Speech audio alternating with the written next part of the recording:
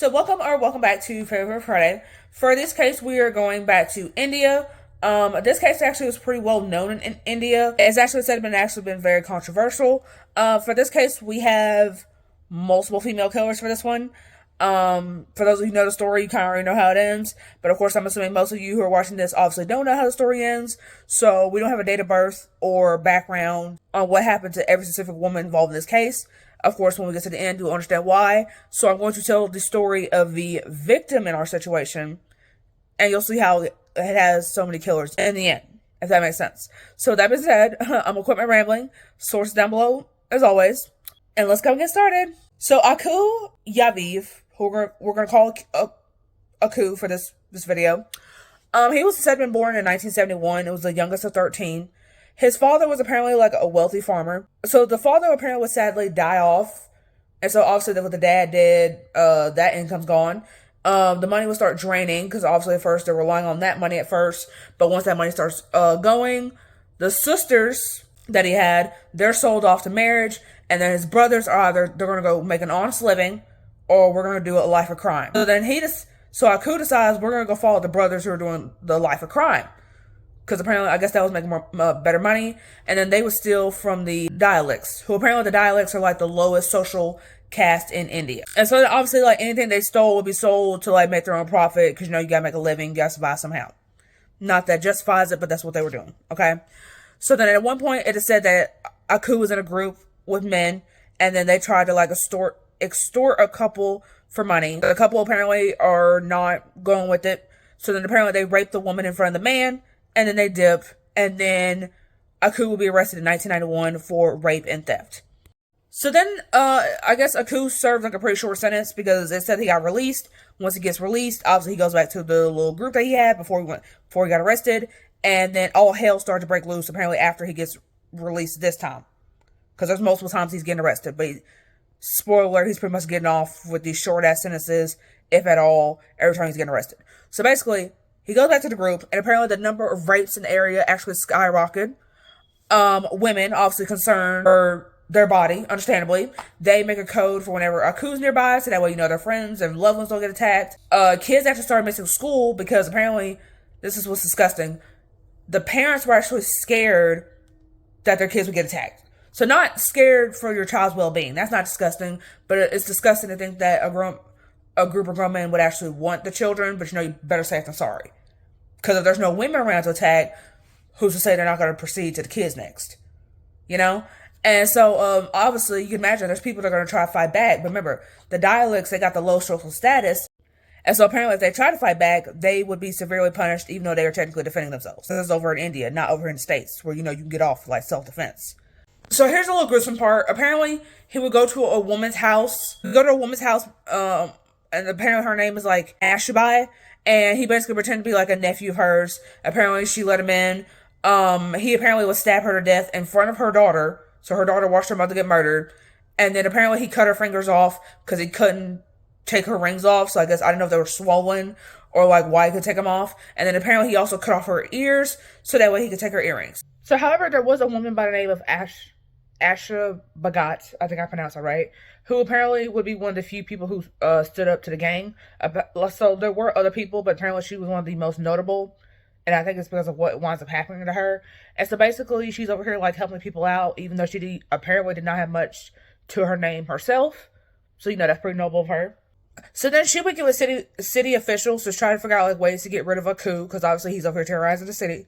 And, you know, we can't be having that. So then there was a certain night in question where Akku was apparently attacked. And apparently he lost a lot of blood and would have died, but his best friend apparently had saved him after he suffered a hemorrhage. Unfortunately, the same best friend apparently was also spending a lot of time with Asha. So then Akku started getting suspicious. They got into an argument. Apparently Akku would stab him. Doesn't know how many times, but he stabbed him. And that same best friend that saved his life would wind up dying from his wound. So then Akku, after having that attempted murder thing on him, he starts walking around with a group of at least 5 to 6 people. And if he saw a group of people, didn't matter what they were talking about. They literally kept talking about nothing about him. It didn't matter. He was paranoid. I just almost got murdered. And I don't need y'all planning another attack. So they literally would scare the group to where y'all have to like scatter.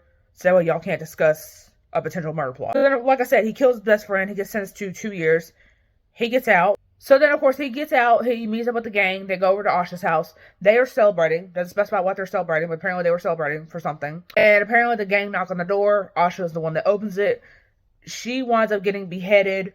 She gets mutilated. Her breast and genitalia are disfigured. The whole nine. Like, it's a bunch. And I can imagine there were witnesses, because like I said, there were other people there that apparently were celebrating.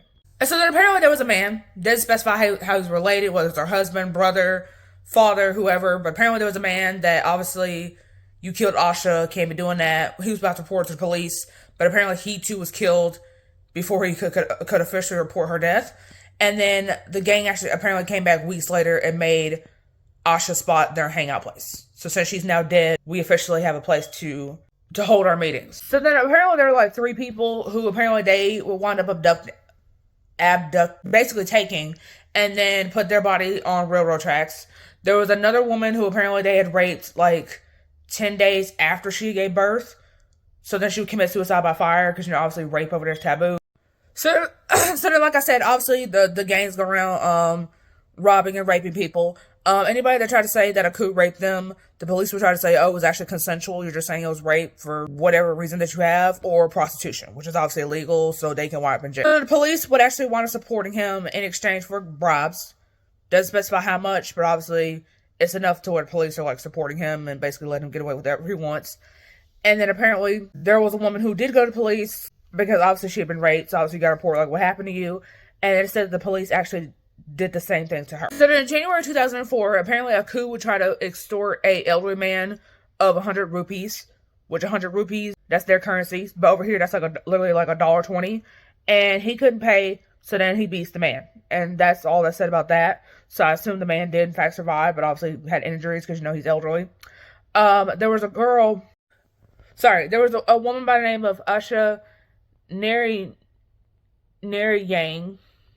I know I said that so wrong. I'm so sorry. But anyway, so apparently she's like a hotel. She works in like hotel management, and apparently she would like get made fun of for her job profession because I guess like women didn't traditionally work in that area. Anyway, so she finds out this 13-year-old girl whose name is obviously has not come out because yeah, she finds out this 13-year-old girl had been raped, but she was scared to go to police due to like retaliation from the gang because apparently if you were reporting to the police, even though they did wrong to you, they would threaten like retaliation. We're going to come back around too, essentially. And obviously the 13-year-old girl did not want that. So, Usha, apparently she volunteered to tell the police on her behalf. Obviously the police, they're being bribed by Akku, so they tell Akku, like, hey, this girl, like, reported you for this. So then the gang one night go to Usha's house. They go and confront her. They basically say, hey, you remember Asha, the woman that we killed? You're going to get a similar fate to her, so you want to run your mouth. That's not, they didn't say it like that, but that's basically what they said. And so she tells her family to like escape. So I assume her family escapes through like a back door, because obviously they would be surrounding the front, right? And so she puts this little fire can by the front door. And she says, I'll light this bitch up. So basically, we all gonna die if you try to step foot in this house. So then the gang is scared, because, understandably, they don't want to die, despite all the terror and death they've been causing all these other people. So then the neighbors, apparently, they're watching all this, and they see the gang being scared, and they're like, oh, okay, let's catch them while they're weak. So they come out one by one, and they're trying to, like, beat the shit out of the gang. Akku was able to flee, and he actually apparently turned himself in to the police for protection. So on August 4th, 2004, about 500 people basically gathered in protest because of Akku, because Akku apparently is still in jail. But I imagine he was getting treated good because, like I say, he was over here bribing the police. So then, apparently he made a vow that every woman would get taught a lesson once he was released. So we could, based on what he was doing to a lot of these women, we could basically obviously interpret what that means. 6 days later, so the 13th, the trial starts. Akku is basically being escorted in, I assume handcuffed, obviously. And it says he's basically brought in with another inmate, and it says they're basically handcuffed together. And then he would see one of his victims, so I assume probably somebody that he killed or was participating in killing. He saw one of his victim's friends and basically said that he was going to settle the score when he gets out of prison. Because like I said, he's been serving these short-ass sentences. He's over here thinking, I'm about to get off light. It said that the women that apparently were outside, like, while this all was going on, apparently had snapped. And they had followed him into the courtroom. and they would start beating on him, and apparently the police would start to leave after realizing, okay, there's way more of them than there are of us, so we obviously can't control them, so we're just gonna dip. Somebody brought chili powder, I assume from home, and just decided we're gonna throw that into his eyes for good measure. And then the police came back and was like, yep, we can't let this go on. Whether because he needed a trial just like anybody else, or because, again, he was paying their ass. They came back, they were able to put him into a trial room.